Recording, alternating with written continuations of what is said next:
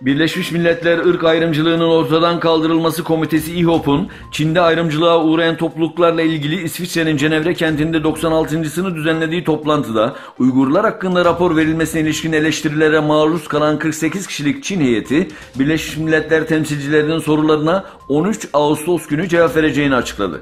Toplantı öncesi Dünya Uygur Kurultay Başkanı Dolkun İsa, Başkan Yardımcısı Ferhat Yorumkaş ve 5 kişilik Uygur heyeti Birleşmiş Milletler temsilcileriyle görüştü.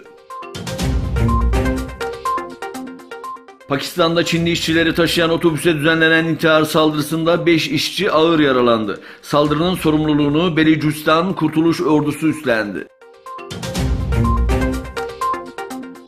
Rusya Savunma Bakanı Sergey Shoigu, Rus yapımı silahların satış hacminin son 3 yıl boyunca her yıl yaklaşık %11 arttığını açıkladı. Shoigu, düzenlediğimiz askeri oyunların, forumların ve fuarların buna nasıl bir katkı sunduğunu bilmiyorum fakat son 3 yılda Rus yapımı silahların satışı her yıl yaklaşık %11 artış gösteriyor dedi.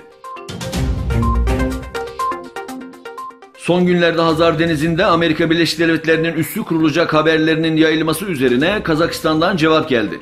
Kazakistan Dışişleri Bakanı Kayrat Abdurahmanov, Hazar Denizi bölgesinde Amerika Birleşik Devletleri'ne ait bir üs kurulmasını planlamadıklarını, bunun söz konusu olmadığını söyledi.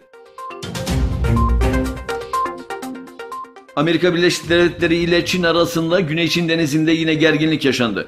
Amerika Birleşik Devletleri donanmasına bağlı keşif uçağı Güney Çin Denizi'nin üzerinden geçtiği için bölgede endüstriyel adalar geliştiren Çin'den uyarı aldı. CNN'de yer alan habere göre Amerika Birleşik Devletleri askeri uçaklarına "burası Çin, yanlış anlamaları önlemek için hemen çıkın ve uzak durun" şeklinde uyarı yapıldı.